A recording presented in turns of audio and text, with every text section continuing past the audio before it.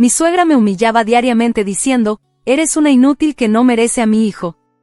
Mi marido me dejó plantada en mi cumpleaños con un mensaje, atrapado en el trabajo, felicidades por los 34. Esperé horas sola, pero el mesero se inclinó y susurró, su esposo está en el reservado 4 con su amante joven. Me acerqué sin creerlo, pero 15 minutos después, descubrí el secreto familiar que los destruiría. Y en la reunión familiar, revelé todo y los dejé sin nada. Parte 1. El comienzo de la pesadilla. Me llamo Ana. Tengo 34 años y, hasta hace poco, creía que la paciencia era una virtud. Hoy sé que a veces la paciencia solo sirve para que el veneno se filtre más profundo. Soy profesora de primaria en una escuela pública de las afueras de la ciudad. Me levanto a las 5 de la mañana, preparo clases con cariño, sonrío a niños que llegan con hambre o con moretones que nadie pregunta de dónde salen, y regreso a casa agotada pero todavía con algo de luz en el pecho. Esa luz se fue apagando poco a poco desde que me casé con Carlos. Nos conocimos en una cafetería cerca de la Facultad de Ingeniería donde él estudiaba. Yo estaba corrigiendo exámenes, él pidió permiso para sentarse en mi mesa porque no había lugar. Me miró con esos ojos verdes que parecían prometer el mundo y dijo, perdón, pero no puedo concentrarme si no te hablo. Fue cursi, sí, pero efectivo. 6 meses después ya vivíamos juntos. Un año más tarde nos casamos en una ceremonia sencilla porque no queríamos gastar en tonterías. Yo pensé que era humildad. Ahora sé que era control. La primera señal de alerta llegó el mismo día de la boda. Doña Elena, mi suegra, se acercó a mí cuando todavía llevaba el vestido blanco y me susurró al oído, espero que sepas que esta casa es mía. La construí con mi marido antes de que naciera Carlos. Tú solo estás de visita. Sonreí porque pensé que era una broma de suegra. No lo era. Nos mudamos a la casa grande que Carlos había heredado de su padre, fallecido hacía 3 años. Una casa de 2 plantas con jardín enorme, 4 habitaciones y un ático lleno de recuerdos que nadie tocaba. Doña Elena vivía allí desde la viudez y se negó a mudarse. Es mi hogar, dijo. Carlos no quiso discutir. Es temporal, Ana. Cuando tengamos hijos, mamá se irá a un departamento. Mentira. 5 años después ella seguía allí, ocupando el centro de todo. Los primeros meses fueron soportables. Me esforzaba por caerle bien. Cociné sus platos favoritos, aunque nunca los comía sin criticar, lavé su ropa con cuidado, limpié los baños hasta que brillaban. Pero nada era suficiente. Un día entré a la cocina y la encontré tirando a la basura el pastel de chocolate que había hecho para el cumpleaños de Carlos. ¿Qué haces?, pregunté, con la voz temblando. Esto sabe a cartón, respondió sin mirarme. Mi hijo merece algo mejor. Mañana le compro uno de la pastelería francesa del centro. Tú no sabes cocinar postres decentes. Me quedé mirando el pastel destrozado en el basurero. Había pasado 3 horas batiendo merengue, derritiendo chocolate, decorándolo con nueces caramelizadas. Y en 30 segundos ella lo convirtió en basura. Carlos llegó, vio la escena y solo dijo, mamá tiene razón, amor. Ese pastel se ve un poco rústico. La palabra me dolió más que el pastel tirado. A partir de ahí las humillaciones se volvieron rutina. Cada mañana era una nueva crítica. Ana, ¿esto es café o agua sucia? Ana, ¿por qué dejas la mesa con migajas? ¿No sabes barrer? Ana, esa blusa te hace ver más gorda. ¿No tienes ropa decente? Nunca gritaba. Lo decía con esa voz suave y venenosa, como si estuviera dándome un consejo maternal. Carlos nunca intervenía. Si yo me quejaba en privado, me respondía, no seas tan sensible. Mamá es así con todo el mundo. Tú sabes que te quiere. No me quería. Me toleraba mientras fuera útil. Luego llegó Laura, mi cuñada. La hermana menor de Carlos.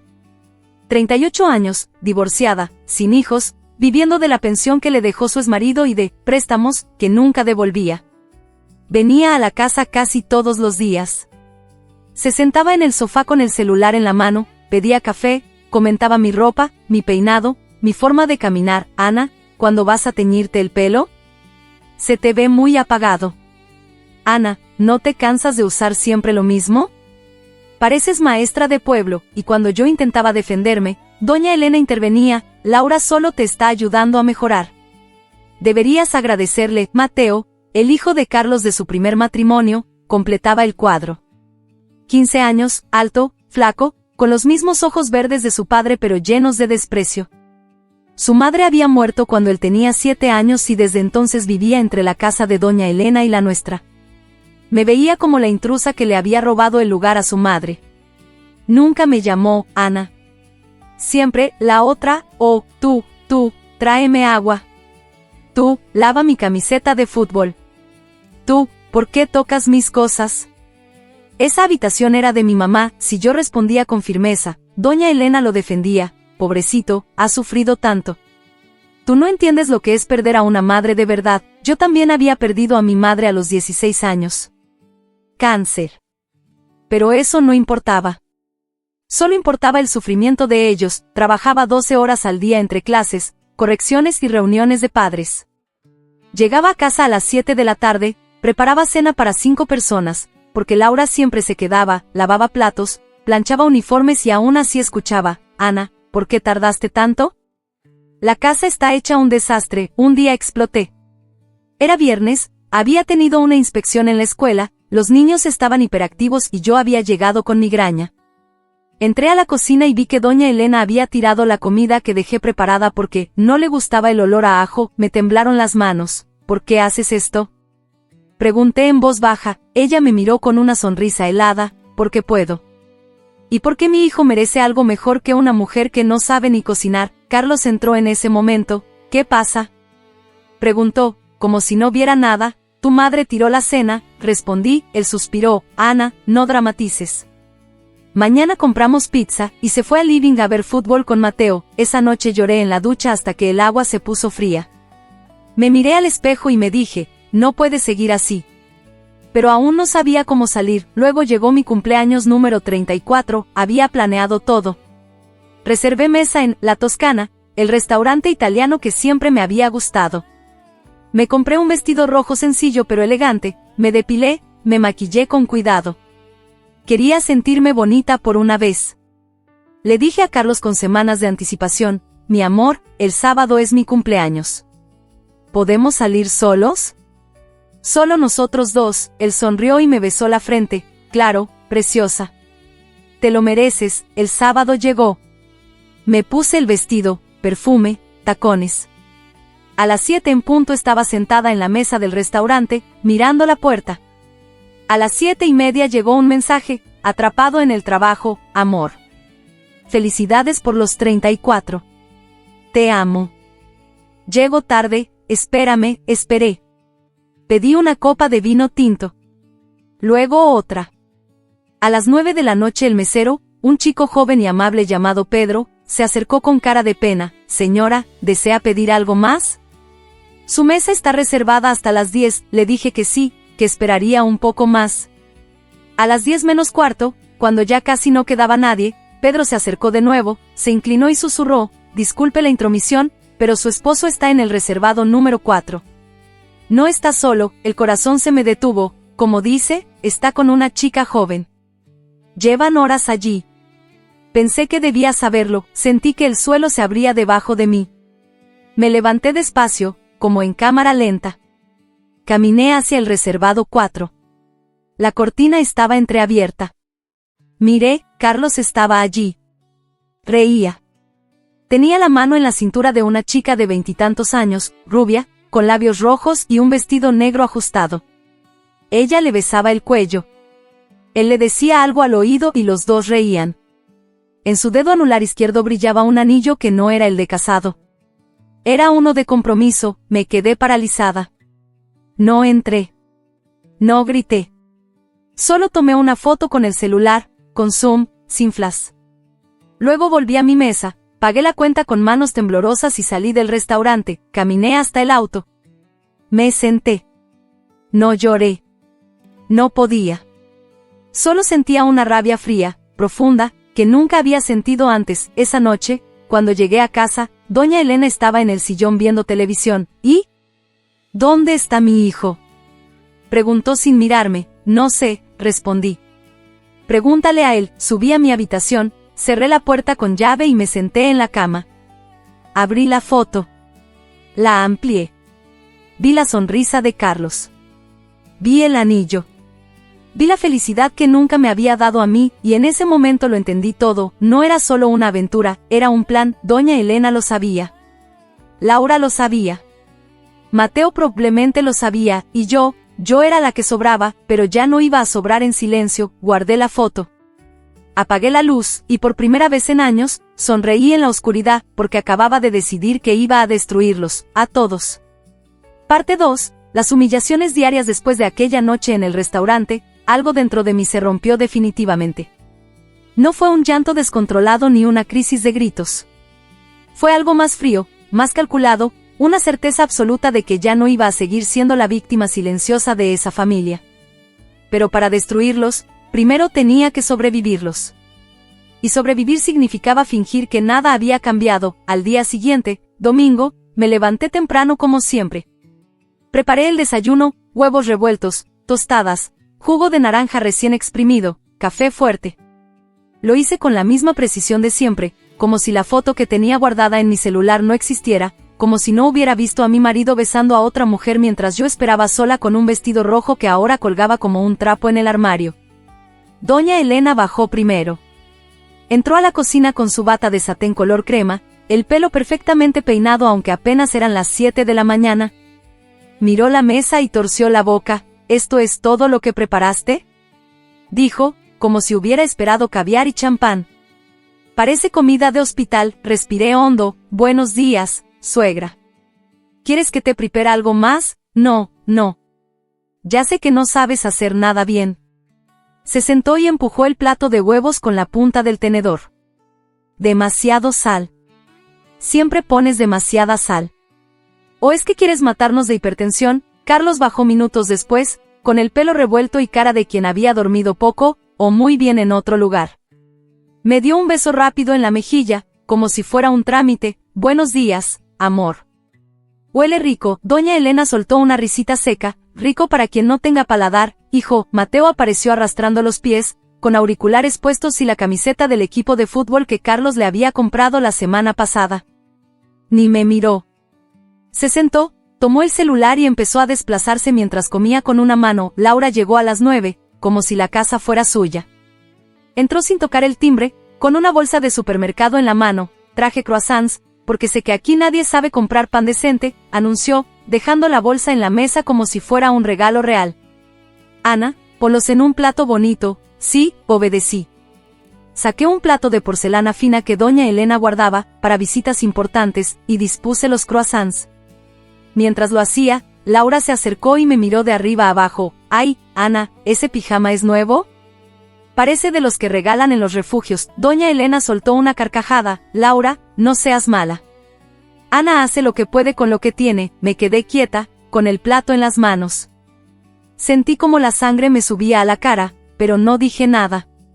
Solo sonreí levemente y dejé el plato frente a ellas. El resto del día fue igual. Limpié la cocina mientras ellas hablaban de mí como si no estuviera presente. «Carlos, hijo, ¿cuándo vas a decirle que se arregle un poco más?», preguntó doña Elena. «Ella es así, mamá. Modesta o descuidada, no sé», intervino Laura. «Yo en su lugar ya habría ido al salón 3 veces por semana. Mira cómo se le ve el pelo, parece escoba vieja». Mateo levantó la vista del celular por primera vez. «Abuela, ¿por qué no la echamos? Papá estaría mejor sin ella». Doña Elena le acarició la cabeza. «Paciencia, mi amor. Las cosas se hacen con inteligencia». Escuché todo desde el pasillo, con la escoba en la mano. No entré. Solo grabé con el celular escondido en el bolsillo delantero del delantal. Cada palabra. Cada risa. Cada insulto disfrazado de consejo. Esa semana las humillaciones se volvieron más creativas. El lunes por la noche, después de llegar agotada de la escuela, encontré mi ropa tirada en el suelo del pasillo. Doña Elena estaba en la sala viendo televisión. «¿Qué pasó con mi ropa?», pregunté. «Ah, eso. La saqué del armario porque ocupaba espacio. Mateo necesita más lugar para sus trofeos de fútbol. Tú puedes guardar tus cosas en el cuarto de servicio». «No, el cuarto de servicio es un depósito», respondí, conteniendo la voz, exacto. Perfecto para tus cosas, Carlos, que estaba en el sofá con una cerveza, ni levantó la vista, no es para tanto, Ana. Solo es ropa, subí al ático esa misma noche, cuando todos dormían. Revisé las cajas viejas del suegro. Encontré facturas antiguas, fotos amarillentas, y un sobre cerrado con la letra temblorosa de mi difunto suegro. No lo abrí aún. Lo guardé en mi bolso de trabajo. Algo me decía que allí había una llave. El martes Laura se quedó a dormir, porque se le pinchó una llanta. Se instaló en la habitación de huéspedes, la que yo había decorado con tanto cariño, y al día siguiente olvidó llevarse su ropa sucia. Dejó un montón de blusas, jeans y ropa interior en el cesto de lavado. Ana, lávalas con suavizante de lavanda, por favor. Me da alergia el que usas tú, me dijo mientras se pintaba las uñas en la mesa del comedor. Lavé todo. Pero mientras doblaba su ropa, encontré un recibo en el bolsillo de una chaqueta, cena para 2 en el mismo restaurante, La Toscana, la noche de mi cumpleaños. La fecha coincidía. La hora también. Y el monto, $280. Más propina. Mucho más de lo que Carlos me decía que había sido una cena rápida de trabajo. Guardé el recibo. Lo fotografié. Lo devolví al bolsillo. El miércoles Mateo decidió que mi escritorio en la sala era estorboso. Lo movió él solo, tirando mis libros y cuadernos de planificación al suelo. Cuando le pedí que tuviera cuidado, me miró con desprecio. Tú no mandas aquí. Esta es la casa de mi papá y de mi abuela. Tú solo limpias. Doña Elena apareció en la puerta. Mateo tiene razón. Tus cosas están por todos lados. Parece que vives en un hotel. Esa noche, mientras Carlos dormía, revisé su celular. Tenía contraseña nueva, pero recordaba el patrón que usaba siempre. Encontré mensajes con Sofía, así se llamaba la rubia del restaurante. Amor, hoy tu madre me dijo que ya casi estamos listos. Solo falta que ella firme. Tranquila, mi vida. Mamá tiene todo bajo control. El testamento está listo. Testamento. Esa palabra apareció de nuevo. El jueves por la mañana, doña Elena organizó un brunch familiar, sin avisarme. Invitó a Laura, a 2 primas lejanas y a Sofía. Sí, a Sofía. La trajo como si fuera una amiga de la familia. Entré a la sala con una bandeja de café y las vi a todas riendo. Sofía estaba sentada al lado de Carlos, con la mano en su muslo. Doña Elena me vio y sonrió con dulzura fingida. Ana, qué bueno que llegaste. Sirve el café, por favor. Y trae más azúcar, que Sofía es muy golosa. Sofía me miró de arriba a abajo. Gracias, Ana. Qué amable eres. Carlos siempre dice que eres servicial. Sentí que el aire se me acababa. Serví el café con manos temblorosas. Cuando llegué a Carlos, él ni me miró. Solo dijo, gracias, amor, amor. La palabra sonó como una bofetada. Me fui a la cocina y me apoyé en la mesada. Respiré profundo. Saqué el celular y activé la grabadora de voz. La dejé grabando dentro del bolsillo mientras volvía con más azúcar. Escuché fragmentos. El abogado dice que si firma el divorcio antes de fin de mes, la cláusula no se activa. Sofía ya está esperando, mamá. Todo va a quedar en la familia. Mateo hereda la parte que le corresponde. Cuando la reunión terminó, Sofía se despidió con un beso en la mejilla de doña Elena y un abrazo largo con Carlos. A mí me dio una palmada en el hombro. Gracias por todo, Ana. Eres un amor. Subí a mi habitación esa tarde y lloré por primera vez desde la noche del restaurante. Pero no fueron lágrimas de tristeza. Eran de rabia pura. Rabia que se transformaba en combustible. Abrí el sobre que había encontrado en el ático. Dentro había una carta escrita a mano por mi suegro, fechada 2 meses antes de morir. Elena, si estás leyendo esto es porque ya no estoy. Sé que eres fuerte, pero también sé que eres capaz de todo por proteger lo tuyo. La casa y las cuentas son para Carlos, pero solo si se casa con alguien honesto y la trata con respeto. Si no, todo pasa a una fundación de niños huérfanos. El abogado tiene el original. No lo olvides. Te amo, pero no te tengo miedo. Firmado, Javier. Al lado, una copia del testamento original. No el que doña Elena guardaba en su cajón. Este tenía fecha anterior y cláusulas que ella había borrado. Allí estaba. El secreto.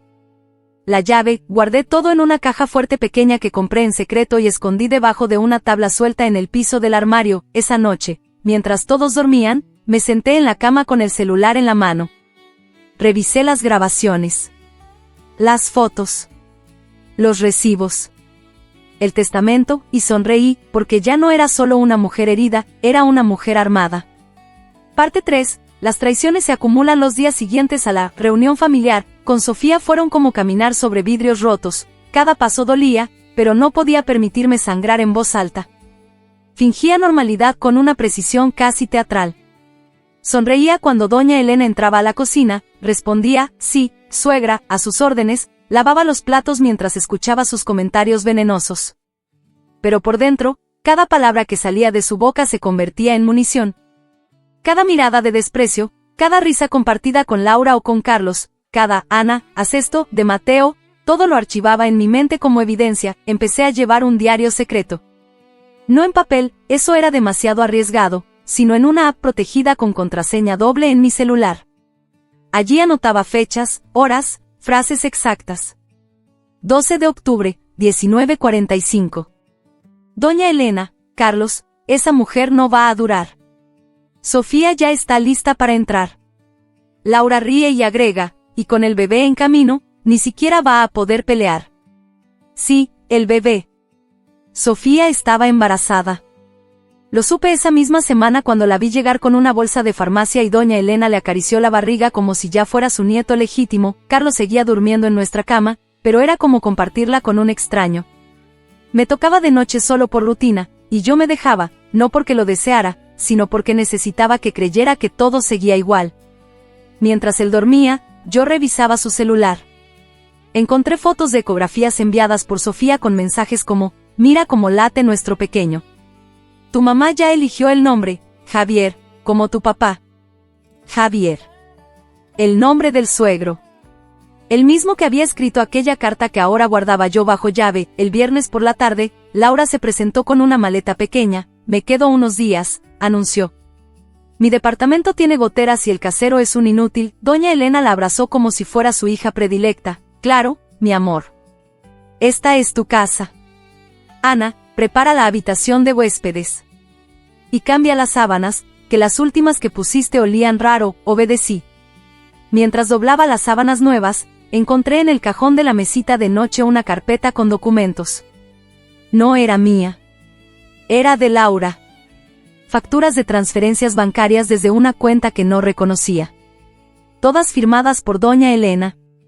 Cantidades, $5.000 aquí, $8.000 allá. Concepto, ayuda familiar.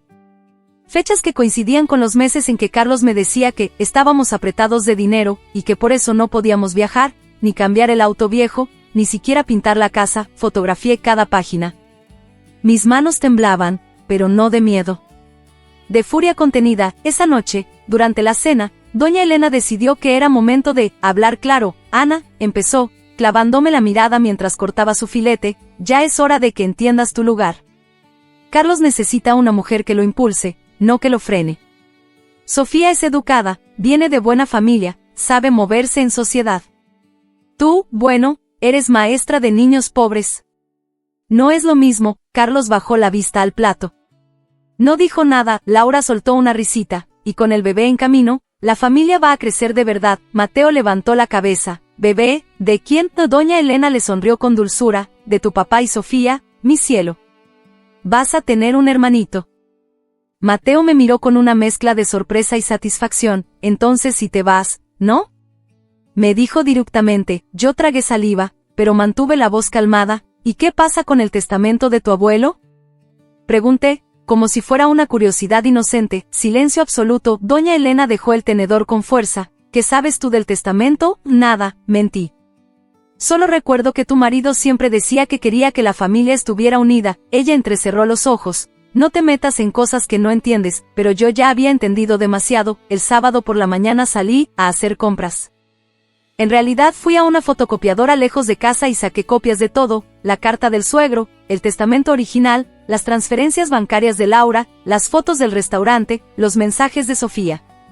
Luego fui a un locutorio y contraté una caja de seguridad en un banco pequeño. guardé allí los originales. Nadie iba a encontrarlos en esta casa. Al volver, encontré la casa en caos. Mateo había volcado mi escritorio de trabajo en la sala.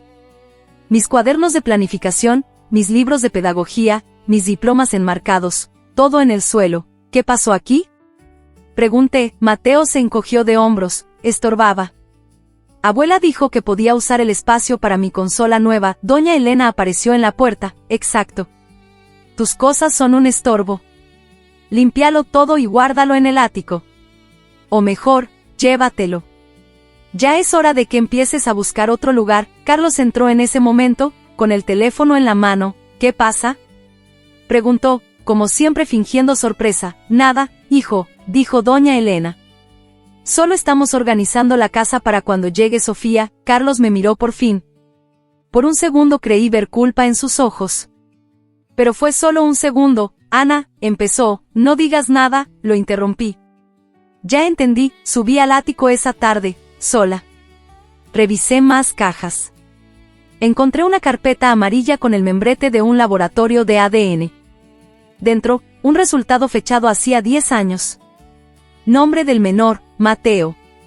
Nombre del supuesto padre, Javier, el suegro. Probabilidad de paternidad, 0%. Nombre del padre biológico, Ricardo Morales. Adjunto, una carta de doña Elena al abogado. Destruye esto. Nadie debe saberlo. Mateo es mi nieto y punto. Mateo no era nieto de sangre. Doña Elena lo había criado como tal para mantener el control de la herencia. Si se revelaba, la cláusula del testamento original se activaría, la fortuna pasaría directamente a la fundación. Ella había falsificado todo para que Mateo heredara. Guardé eso también. Ahora tenía el golpe maestro. El domingo por la noche, Carlos me llamó a la habitación. Tenemos que hablar, dijo, serio. Me senté en la cama. Él se quedó de pie. Mamá y yo pensamos que lo mejor es que firmes el divorcio. Te doy la mitad de lo que tenemos en la cuenta conjunta. Puedes quedarte con tu auto y tus cosas. Sofía y yo, vamos a casarnos. Ella está esperando un hijo mío. Lo miré fijamente. ¿Y la casa? ¿La herencia? Todo eso es de la familia, respondió. Mamá lo ha manejado siempre. ¿Y la cláusula del testamento? La de tratar con respeto a la esposa honesta. Se rió con nerviosismo. Ese testamento viejo no vale nada. Mamá tiene el actual. ¿Estás seguro? Se puso tenso. ¿Qué quieres decir? Nada, dije, sonriendo por primera vez en días. Solo pregunto. Me levanté y salí de la habitación. Él no me siguió. Esa misma noche, mientras todos dormían, activé la grabadora de nuevo. Bajé a la cocina a tomar agua y dejé el celular grabando detrás de una maceta. Doña Elena y Carlos hablaban en voz baja en la sala. El abogado ya preparó los papeles. Si firma antes del 30, la cláusula no entra en vigor. Mateo hereda su parte, Laura recibe lo que le corresponde por ayuda familiar, y Sofía entra como esposa legítima. ¿Y si no firma?, preguntó Carlos. Entonces la presionamos. Le quitamos todo. La casa, el trabajo, la reputación. Nadie va a creerle a una maestra histérica contra nosotros. Escuché risas. Laura se unió. Pobre Ana. Pensó que era parte de la familia. Apagué la grabación desde la app remota. Subí a mi habitación. Me acosté al lado de Carlos, que fingía dormir. No dormí esa noche. Pensé en mi madre, que murió luchando sola contra el cáncer. Pensé en mis alumnos, que me decían, Señor Ana, usted es la mejor.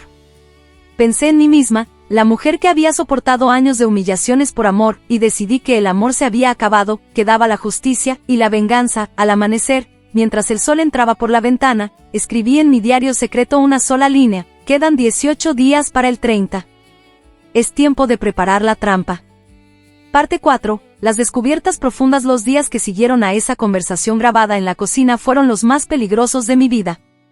Sabía que tenía en mis manos una bomba de tiempo: el testamento original, la carta del suegro, las transferencias bancarias fraudulentas, los resultados de ADN que demostraban que Mateo no era nieto legítimo, las grabaciones de confesiones, las fotos del restaurante, los mensajes de Sofía. Todo eso podía destruirlos en un segundo. Pero también podía destruirme a mí si no lo manejaba con cuidado. Doña Elena no era tonta. Si sospechaba que yo sabía algo, aceleraría el plan del divorcio y me dejaría en la calle sin un centavo. Decidí jugar el papel de la esposa sumisa al máximo. Me levantaba antes que nadie, preparaba el desayuno con una sonrisa forzada, limpiaba la casa hasta que brillara, respondía, sí, suegra, a cada orden y, claro, amor, a cada mentira de Carlos. Mientras tanto, en mi cabeza, armaba el rompecabezas pieza por pieza. El lunes por la mañana, mientras doña Elena estaba en su clase de yoga, que en realidad era una excusa para reunirse con su abogado corrupto en un café del centro, subí al ático otra vez. Esta vez no busqué al azar. Sabía exactamente qué buscar, una caja metálica verde que había visto semanas atrás, escondida detrás de unas maletas viejas. La caja tenía un candado pequeño, pero recordaba haber visto la llave en el cajón de joyas de doña Elena. Bajé sigilosamente, saqué la llave mientras ella no estaba y volví a subir. Dentro de la caja encontré oro puro, diarios de doña Elena escritos a mano. No eran diarios sentimentales, eran registros fríos, calculadores, como un libro de cuentas de una mafiosa. Fechas, nombres, cantidades. 10 de marzo de 2018, pagado $3.000 al notario para modificar cláusula del testamento. Firma falsificada con éxito. 22 de julio de 2020, Ricardo Morales aceptó $15.000 a cambio de no reclamar paternidad de Mateo. Firmó renuncia. 5 de noviembre de 2023, Sofía aceptó plan. Embarazo programado para activar herencia antes de fin de año, y lo más impactante, una foto vieja, arrugada. Doña Elena, joven, abrazada a un hombre que no era Javier. Al reverso, escrito con su letra, Ricardo, mi amor verdadero. Mateo es nuestro. Javier nunca lo sabrá. Mateo tenía 15 años. La foto era de hace 16. Todo encajaba, fotografié cada página del diario. Mis manos temblaban tanto que algunas fotos salieron borrosas, pero servían. Luego volví a guardar la caja exactamente como estaba y devolví la llave al cajón. Bajé las escaleras con el corazón latiendo en la garganta. Esa tarde, Laura llegó con Sofía. Las dos entraron riendo, como si fueran mejores amigas desde siempre. Sofía llevaba un vestido ajustado que marcaba su vientre apenas incipiente. Doña Elena las recibió con besos y abrazos. Miren qué linda está mi nuera, dijo, acariciando la barriga de Sofía. Pronto tendremos un Javiercito corriendo por la casa. Sofía me miró con una sonrisa triunfal. Ana, ¿me traes un jugo natural? Sin azúcar, por favor. El bebé no puede recibir toxinas, obedecí. Mientras exprimía las naranjas en la cocina, escuché la conversación desde la puerta entreabierta. El abogado dice que si logramos que firme antes del 15, la cláusula del testamento viejo no entra, decía doña Elena. Mateo hereda su parte como nieto legítimo, Laura recibe el fideicomiso que le prometí, y Sofía entra como esposa con derechos plenos. Laura soltó una risita. ¿Y si Ana se pone difícil? ¿La echamos a la fuerza? No, respondió doña Elena. La presionamos psicológicamente. Le hacemos la vida imposible hasta que ella misma se vaya. Carlos ya está de acuerdo. ¿Verdad, hijo? Carlos, que estaba en el sofá revisando el celular, murmuró, sí, mamá. Ya no aguanto más, sentí un nudo en el estómago, pero no era dolor. Era adrenalina. Grabé todo con el celular escondido en el delantal. Esa noche, mientras Carlos dormía a mi lado, salí de la habitación en silencio. Fui al baño, cerré con llave y llamé a un número que había guardado semanas atrás, el de un abogado penalista recomendado por una colega de la escuela. Se llamaba Dr. Rafael Mendoza. Le conté todo en voz baja, sin detalles innecesarios, solo los hechos principales. Señora Ana, dijo con voz grave, lo que me describe es fraude documental, falsificación de testamento, lavado de dinero familiar y posible manipulación de pruebas de paternidad. Si tiene las pruebas que dice, podemos no solo anular el divorcio, sino demandarlos por daños y perjuicios, e incluso por estafa agravada. Pero debe ser cuidadosa. ¿No los confronte aún? ¿Cuánto tiempo tengo? Pregunté, hasta que firmen algo nuevo o la saquen de la casa. Reúna todo lo que pueda. Yo prepararé la denuncia, colgué. Me miré al espejo. Tenía ojeras profundas, pero los ojos brillaban con algo nuevo, determinación. Los días siguientes fueron una tortura controlada.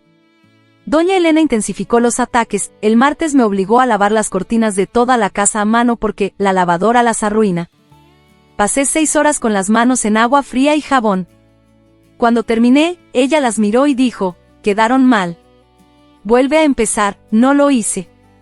Solo sonreí y dije, como usted ordene, suegra. El miércoles Mateo rompió deliberadamente mi laptop de trabajo.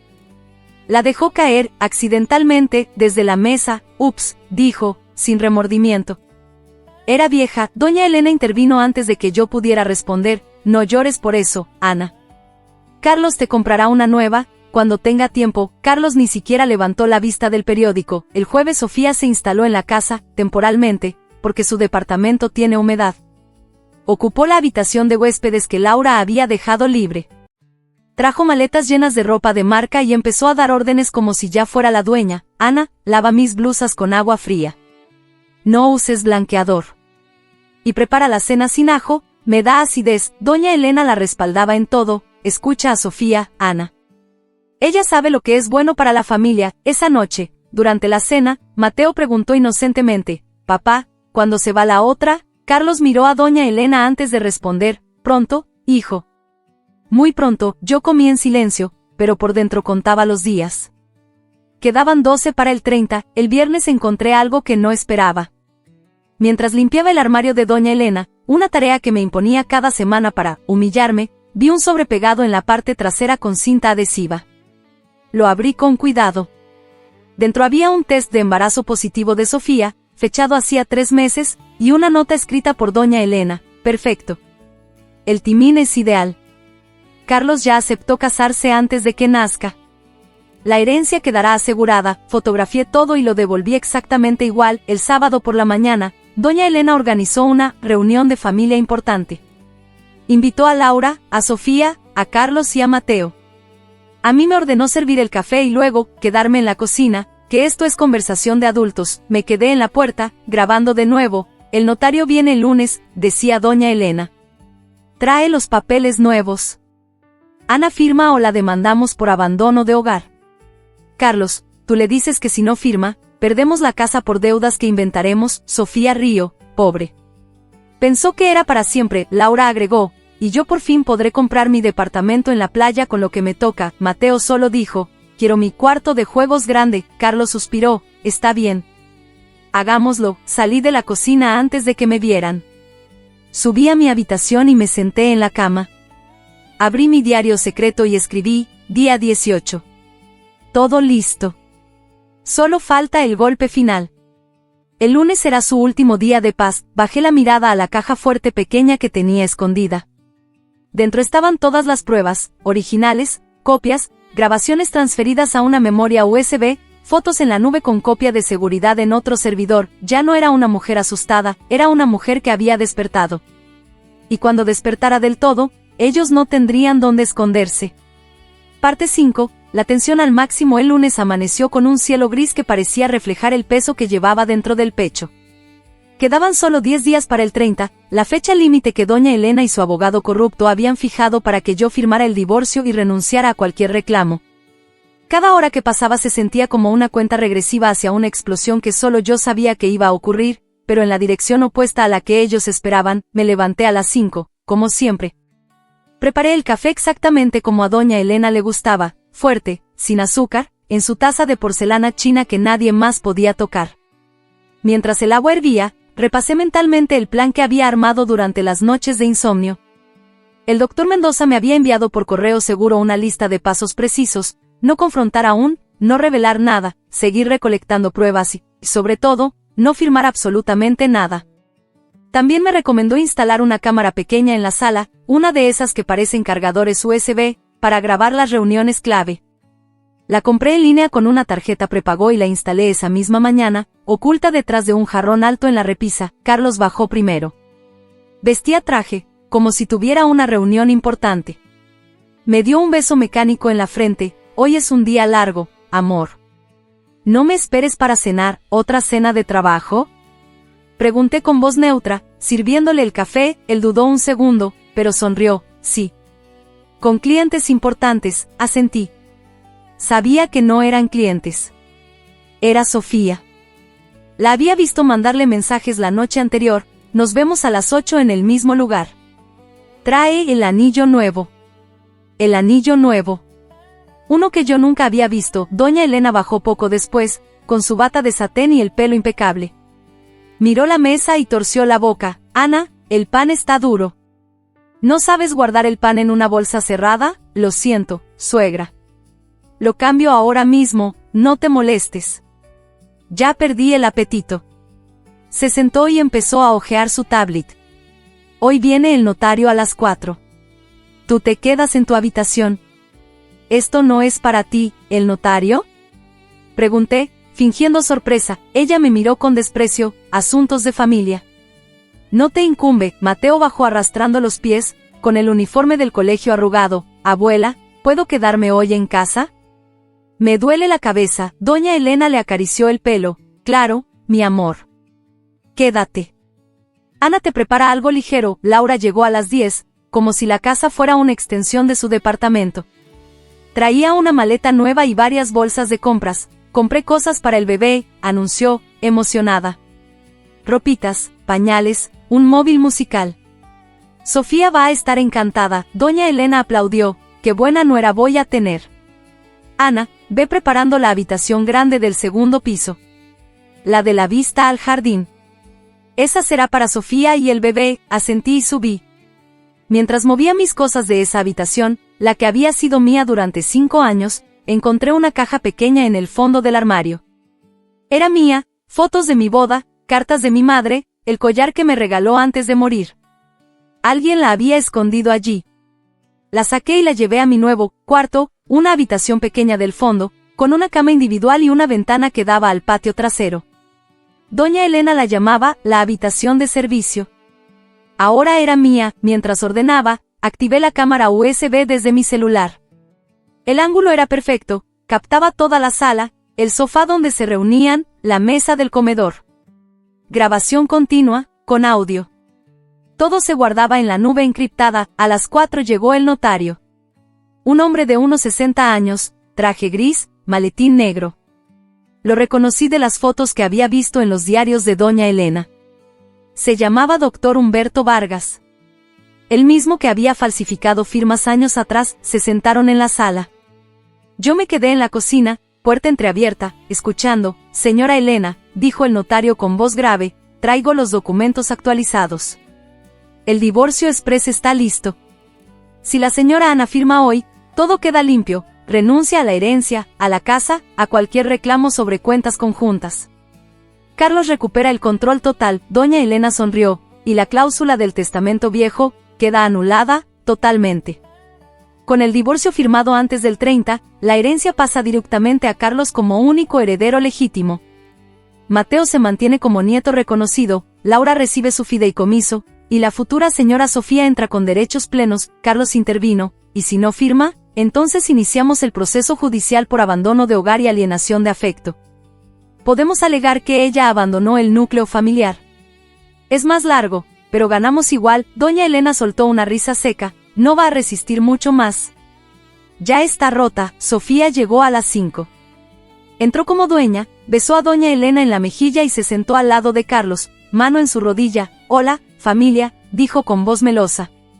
¿Ya está todo listo? Falta la firma de la otra, respondió Doña Elena. Pero no tardará. Subí a mi habitación y cerré la puerta. Activé la grabación de la cámara.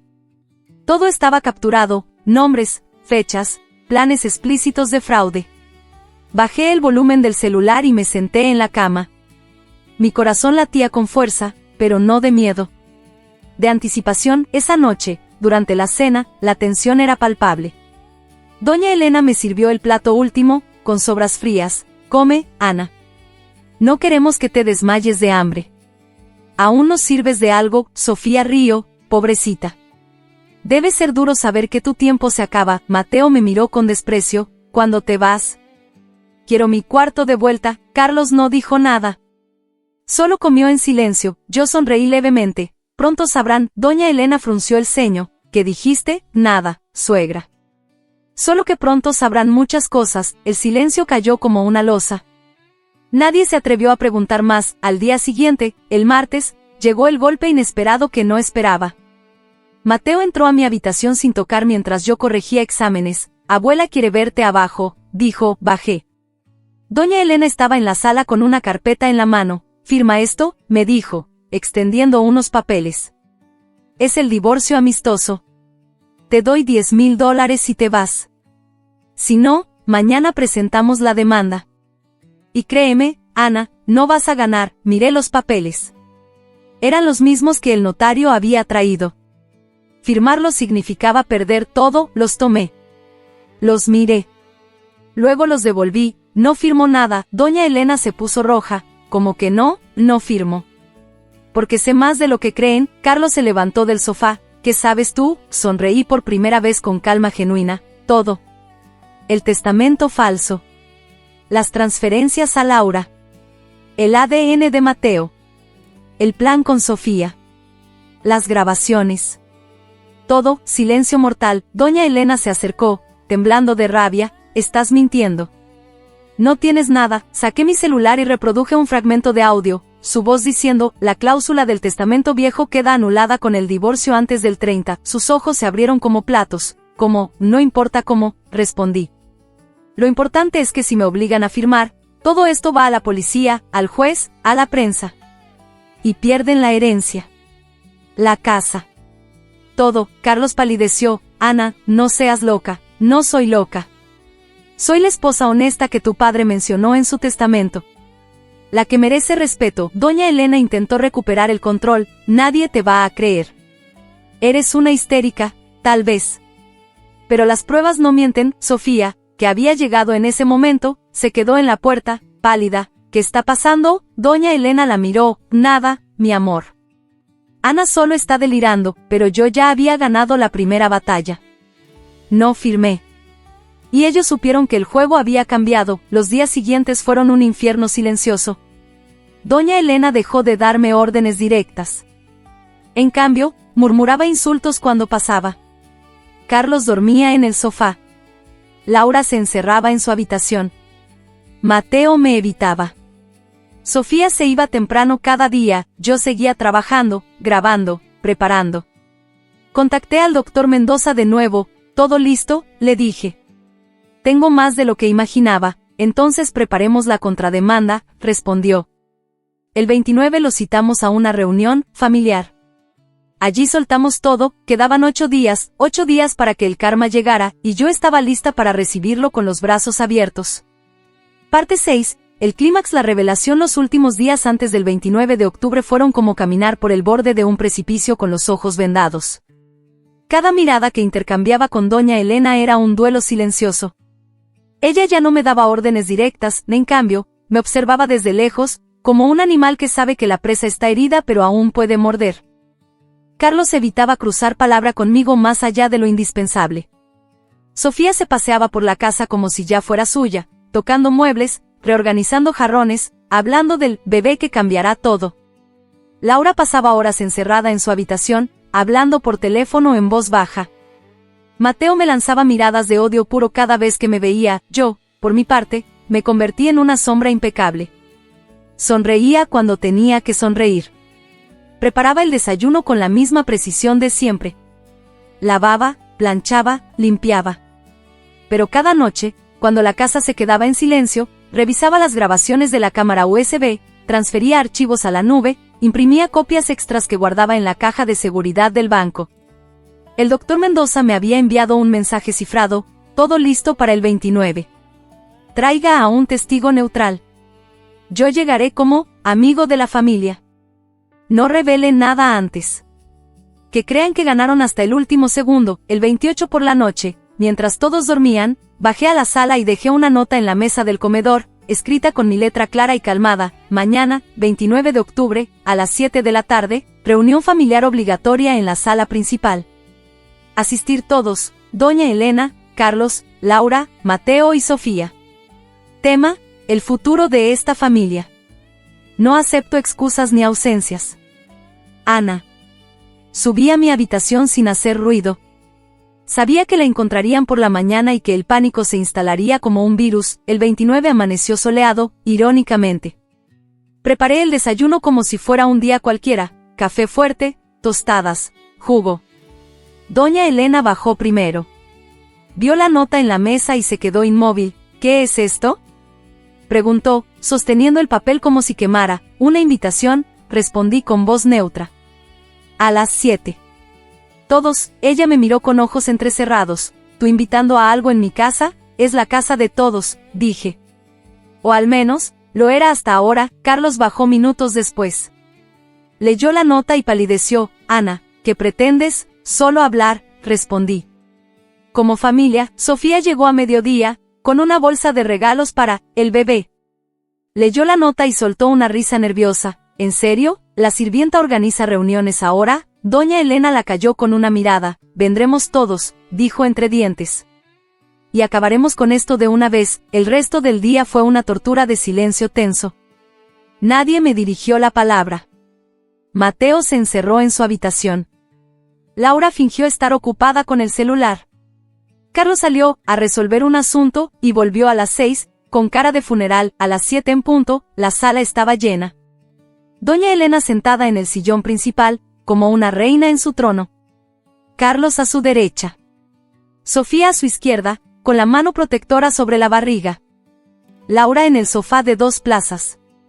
Mateo en el piso, con las piernas cruzadas y auriculares colgando del cuello, yo entre última. Vestía el mismo vestido rojo que había usado la noche de mi cumpleaños. El que Carlos nunca vio porque me dejó plantada.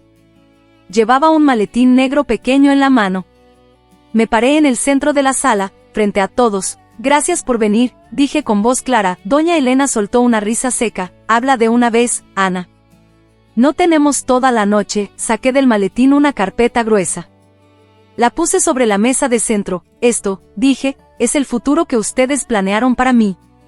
Pero también es el futuro que yo voy a cambiar. Abrí la carpeta y saqué la primera hoja, una copia del testamento original de Javier, mi suegro. Aquí dice claramente, la herencia, la casa y las cuentas pasan a Carlos solo si se casa con una mujer honesta y la trata con respeto. De lo contrario, todo va a una fundación de niños huérfanos. Fecha: 2 meses antes de su muerte. Doña Elena se inclinó hacia adelante. Ese papel no vale nada.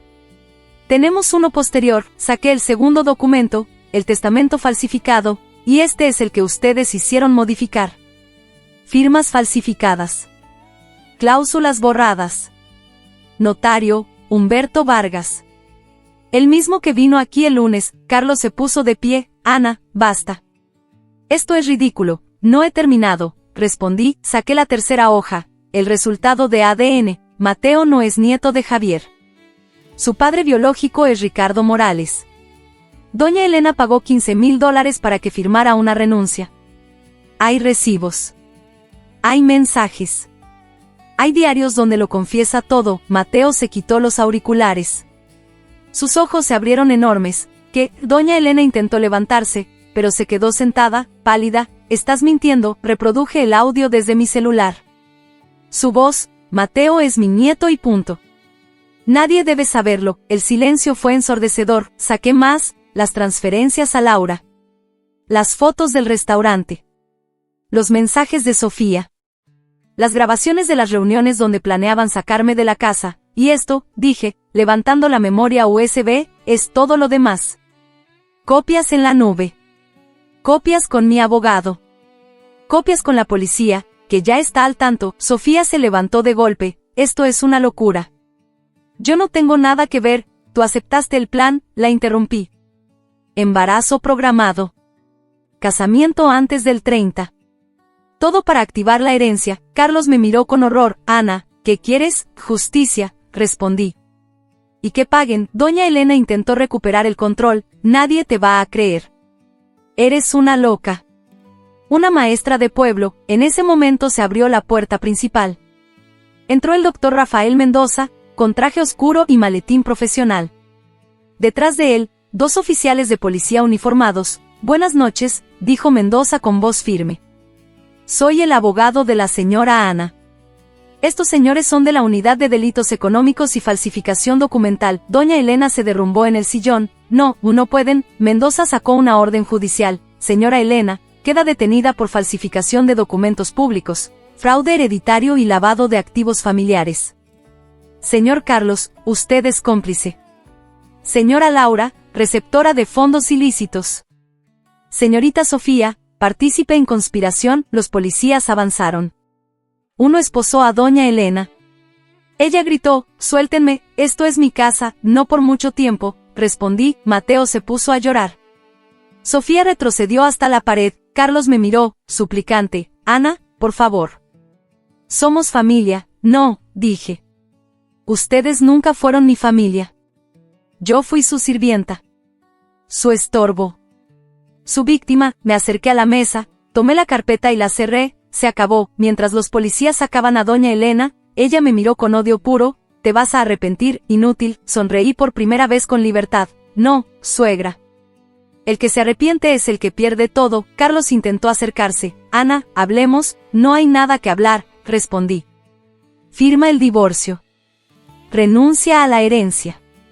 La cláusula del testamento original se activa. La casa y el dinero van a la fundación, a menos que yo decida otra cosa. Mendoza intervino. La señora Ana tiene derecho a reclamar daños y perjuicios. Y a quedarse con la casa si así lo desea, por ser la esposa honesta mencionada en el testamento. Salí de la sala. Afuera, la noche era fresca. Respiré profundo, el karma había llegado, y era dulce. Parte 7. La ejecución de la venganza. La sala quedó en silencio después de que los policías se llevaran a doña Elena esposada. Sus gritos aún resonaban en el pasillo. Esto es un error, soy inocente, Ana, maldita seas. Pero nadie la siguió. Nadie la defendió. Carlos se quedó de pie, con las manos temblando, mirando el suelo como si el piso pudiera tragárselo. Sofía se había derrumbado en el sofá, abrazando su vientre con las dos manos, sollozando en silencio. Laura se cubría la boca con la mano, los ojos muy abiertos, como si acabara de despertar de una pesadilla que ella misma había escrito. Mateo estaba sentado en el suelo, con la espalda contra la pared, mirando al vacío. Por primera vez en años, no había odio en su mirada. Solo confusión y miedo. El doctor Mendoza se acercó a mí con calma profesional. Señora Ana, la policía ya tiene copias de todo, las grabaciones, los documentos, los diarios, los resultados de ADN. Doña Elena será procesada por fraude documental, falsificación de testamento, lavado de dinero y conspiración para defraudar herencia. Es un caso sólido. No saldrá en libertad pronto. Miré a Carlos, y él, Mendoza, suspiró, como cómplice directo en el plan de divorcio fraudulento y en el ocultamiento de información, también enfrenta cargos. Pero si coopera y firma la renuncia voluntaria a la herencia, el fiscal podría reducirle la pena a probation o multa. Depende de él. Carlos levantó la vista. Sus ojos estaban rojos. Ana, yo no quería que llegara a esto. Mamá me convenció. Dijo que era lo mejor para todos. Para Mateo, para el bebé que viene. ¿El bebé? Repetí con voz fría. El bebé que planearon para asegurar la herencia antes de que yo pudiera reclamar algo. El bebé que Sofía aceptó tener a cambio de entrar en esta familia perfecta. Sofía levantó la cabeza. Lágrimas corrían por su rostro. No sabía que era tan grave. Pensé que solo era divorciarse. Elena me dijo que tú eras, que no encajabas. Que eras infeliz aquí, infeliz. Repetí, y solté una risa amarga. Infeliz porque me humillaban todos los días. Porque me dejaban plantada en mi cumpleaños mientras tú y Carlos celebraban en el mismo restaurante. Porque me llamaban inútil, sirvienta, estorbo. Infeliz porque vivía con gente que me odiaba y que planeaba sacarme de mi propia casa. Carlos intentó dar un paso hacia mí. Ana, por favor. Podemos hablar. Podemos arreglarlo. No hay nada que arreglar, respondí. Firma los papeles. Renuncia a todo. La cláusula del testamento original se activa, la herencia va a la fundación de niños huérfanos. La casa también. A menos que, me detuve. Todos me miraron, a menos que yo decida otra cosa, continué. Porque soy la esposa honesta mencionada en el testamento de Javier. La que fue tratada con respeto, o al menos, la que merecía respeto. El juez puede decidir que yo tengo derecho a quedarme con parte o con todo, por daños y perjuicios. Laura se levantó de golpe. ¿Y yo? ¿Qué pasa conmigo? Yo no hice nada malo. Solo recibí dinero que Elena me dio. Saqué una hoja de la carpeta. transferencias por más de $80,000 en 5 años. Concepto: ayuda familiar. Pero el dinero provenía de la cuenta secreta que Elena ocultaba de la herencia. Eres receptora de fondos ilícitos. El banco ya está congelando esas cuentas por orden judicial. Laura se derrumbó de nuevo en el sofá, sollozando. No puedo perder todo. Mi departamento, mi vida. Mateo habló por primera vez, con voz temblorosa. Entonces, ¿mi abuelo no era mi abuelo? ¿Todo lo que me contaron era mentira? Lo miré. Por un segundo sentí lástima. Era un adolescente manipulado por adultos tóxicos. Tu abuela te crió como si fueras su nieto porque necesitaba que heredaras para mantener el control. Tu padre biológico, Ricardo, firmó una renuncia a cambio de dinero. Pero eso no significa que no puedas conocerlo algún día. Si quieres. Mateo bajó la cabeza y empezó a llorar en silencio. Sofía se levantó, tambaleante. Voy a irme. No puedo más, no tan rápido, dijo Mendoza. La policía quiere hablar contigo también. Eres parte del plan de conspiración. Sofía se detuvo en la puerta, miró a Carlos y luego a mí. Lo siento, susurró. De verdad lo siento, salió. Nadie la detuvo. Carlos se acercó a la mesa donde estaban los papeles del divorcio que habían preparado para mí. Los firmo, dijo con voz ronca. Renuncio a todo. La herencia, la casa, las cuentas. Todo. Tomó el bolígrafo y firmó. Página tras página. Cuando terminó, empujó los papeles hacia mí. Listo. Ya no tengo nada. Mendoza revisó las firmas. Perfecto. Con esto, el testamento original entra en vigor. La fundación recibirá la mayor parte. Pero la señora Ana puede reclamar compensación por daños morales, emocionales y económicos. ¿Y la casa? El juez puede otorgársela como parte de la reparación. Miré a Carlos. ¿Por qué lo hiciste? Pregunté. ¿Por qué me dejaste sola en mi cumpleaños? ¿Por qué permitiste que me humillaran todos los días? Él tragó saliva, porque era más fácil seguir a mamá que enfrentarla. Porque tenía miedo de perderlo todo. Porque no te valoré.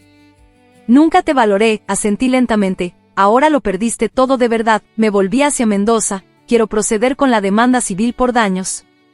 Quiero que paguen por cada lágrima, por cada humillación, por cada noche que dormí llorando en secreto. El abogado asintió. Se hará. Y será público. Los medios ya están enterados. Un caso así no pasa desapercibido. Esa misma noche, la noticia empezó a circular. Un contacto mío en la escuela, una amiga periodista, publicó el primer artículo. Mujer expone fraude familiar millonario. Suegra y esposo planeaban despojarla de herencia. Adjuntó fragmentos de las grabaciones, editados para proteger identidades menores. En horas, el video de la reunión se volvió viral en redes. Gente comentaba, que karma, nunca subestimen a una mujer herida, esto es justicia poética. Doña Elena quedó en prisión preventiva. El juez denegó la fianza, riesgo de fuga y de obstrucción a la justicia. Carlos fue arrestado al día siguiente por complicidad. Laura fue citada a declarar y sus cuentas congeladas. Sofía, después de una noche en comisaría, aceptó un acuerdo, testificar contra Elena a cambio de cargos menores y deportación voluntaria. Resultó ser extranjera con visa vencida. Mateo fue llevado a un centro de protección temporal. Le ofrecí ayuda para contactar a su padre biológico. No sé si aceptó. Pero al menos le di la opción. Yo me quedé en la casa. No por venganza, sino porque era lo que merecía. El juez, en una audiencia rápida, me otorgó la posesión temporal y luego la propiedad definitiva como reparación por los años de abuso psicológico y económico. Remodelé todo, pinté las paredes de blanco, tiré los muebles que doña Elena había elegido, convertí la habitación grande en mi estudio personal. Donde antes había gritos y humillaciones, ahora había silencio y paz. Un mes después, recibí el primer cheque de compensación, $200,000 por daños morales. Lo usé para crear una beca en la escuela donde trabajaba, para niños de familias disfuncionales. La llamé Beca Esperanza Ana. Porque yo había salido de la oscuridad, y quería que otros también pudieran. Carlos intentó contactarme una vez. Me envió un mensaje. Ana, ¿podemos hablar? Lo perdí todo. Mamá está destruida. Mateo no me habla. Sofía se fue. Solo quiero pedirte perdón. Lo leí. Lo borré. No respondí, no necesitaba su perdón. Necesitaba mi libertad, y la tenía. La venganza no fue gritarles en la cara. No fue golpearlos. Fue dejar que la verdad los destruyera desde adentro. Fue mostrarles que una mujer que soporta en silencio no es débil, es un volcán dormido, y cuando despierta, arrasa con todo. Hoy, cuando camino por los pasillos de la escuela, mis alumnos me abrazan y me dicen, «Señor Ana, usted es la más fuerte». Y yo sonrío, porque saben que no mienten. La familia que me hirió ya no existe, la que construí yo misma, con mis alumnos, mis amigas, mi paz, es indestructible, y eso, queridos lectores, es el verdadero karma. Parte 8. La conclusión catártica. Han pasado 6 meses desde aquella noche en la sala donde todo se derrumbó. 6 meses desde que vi a doña Elena salir esposada, gritando mi nombre como si yo fuera la culpable de su ruina. 6 meses desde que Carlos firmó su renuncia y se quedó mirando el vacío, sin casa, sin herencia, sin familia. 6 meses desde que entendí que la venganza no es un grito ensordecedor, sino un silencio que pesa más que cualquier palabra. Hoy vivo en la misma casa, pero ya no es la misma. Las paredes que antes olían a críticas y a café amargo ahora huelen a pintura fresca y a jazmín que planté en el jardín trasero. Cambié los muebles pesados y oscuros por otros claros, luminosos, que dejan entrar la luz del sol por todas las ventanas. La habitación que doña Elena llamaba de servicio, donde me obligó a dormir los últimos días, la convertí en mi biblioteca personal, estanterías llenas de libros de pedagogía, novelas que nunca tuve tiempo de leer y fotos mías con mis alumnos sonriendo. En la pared principal colgué un cuadro grande, una mujer de espaldas mirando un horizonte abierto. Debajo, una frase que escribí yo misma: nunca subestimes a una mujer que ha aprendido a callar. La sentencia judicial fue implacable. Doña Elena fue condenada a 8 años de prisión por fraude documental agravado, falsificación de testamento y lavado de activos. El juez no tuvo piedad, consideró que su manipulación había durado décadas y que el daño psicológico a mí era irreversible.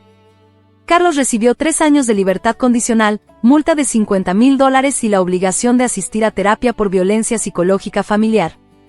No fue a prisión porque cooperó plenamente, entregó todos los documentos que Elena había ocultado, testificó contra ella y aceptó la renuncia total a la herencia.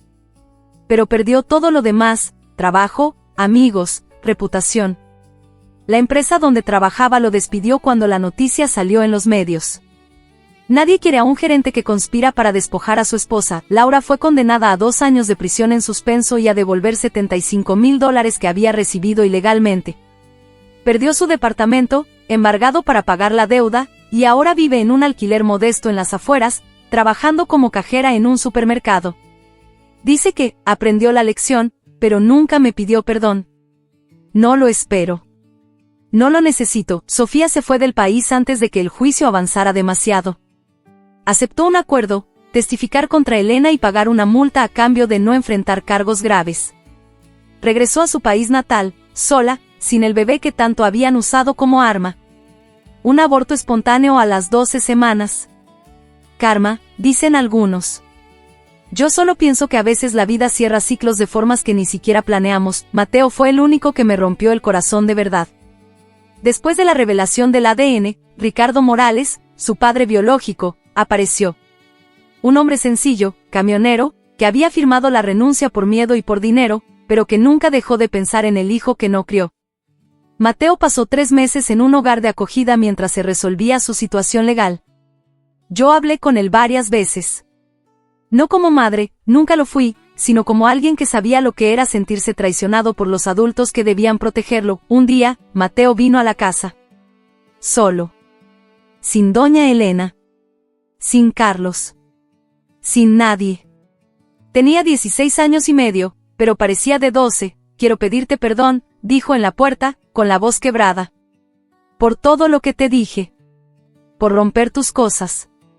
Por odiarte sin conocerte. Lo dejé pasar. Nos sentamos en el jardín. Le ofrecí limonada. Hablamos durante horas. No fue tu culpa, le dije. Te criaron para que creyeras que yo era el enemigo. Pero tú no elegiste eso. ¿Puedo venir de vez en cuando?, preguntó al final. No para quedarme.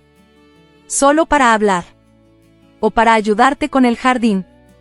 O lo que sea, le dije que sí. Desde entonces viene cada 2 semanas. Ayuda a podar los rosales, me cuenta de la escuela, de sus amigos nuevos. está empezando a conocer a Ricardo. Poco a poco. Sin presiones. Le estoy pagando terapia con parte de la compensación que recibí. No es mi hijo, pero ya no es mi enemigo. Es solo un chico tratando de entender quién es. En cuanto a mí, cambié. No solo la casa. Cambié yo, dejé de ser la profesora que llegaba exhausta y se tragaba las lágrimas. Ahora soy directora de la escuela primaria donde trabajé tantos años.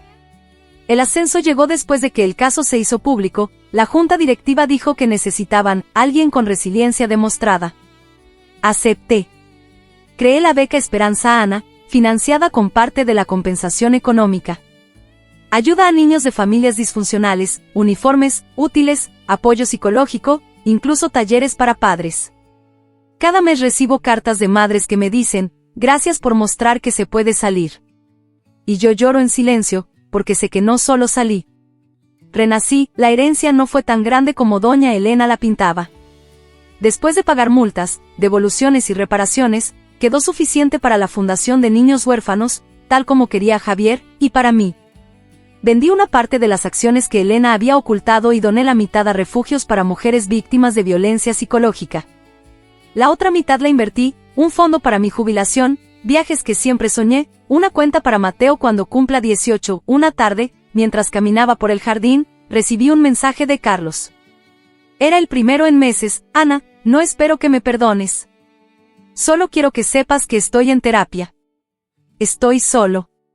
Perdí todo lo que tenía. Pero lo que más duele es darme cuenta de que te perdí a ti antes que a nada. Gracias por no destruirme del todo. Merecía peor. Lo leí. Lo releí. Luego lo borré. No respondí. No necesitaba su arrepentimiento para cerrar el ciclo. Ya lo había cerrado yo. Hoy es un sábado soleado. Mateo está en el jardín, plantando lavandas conmigo. Ríe cuando se mancha las manos de tierra. Me cuenta que sacó 10 en matemáticas. Yo sonrío y le digo que estoy orgullosa. No como madre. Como alguien que sobrevivió y decidió no dejar que el veneno se extendiera. Cuando se va, me siento en el porche con una taza de té. Miro la casa. Pienso en todas las noches que lloré aquí. En todas las humillaciones. En el vestido rojo. En la foto del restaurante. En la espera solitaria en mi cumpleaños, y sonrío, porque hoy no espero a nadie. Hoy soy yo la que llega a casa, y la casa me recibe con brazos abiertos. Nunca subestimen a una mujer herida, porque cuando se levanta, no solo camina, vuela. Y el mundo que la hirió, queda muy abajo. Fin.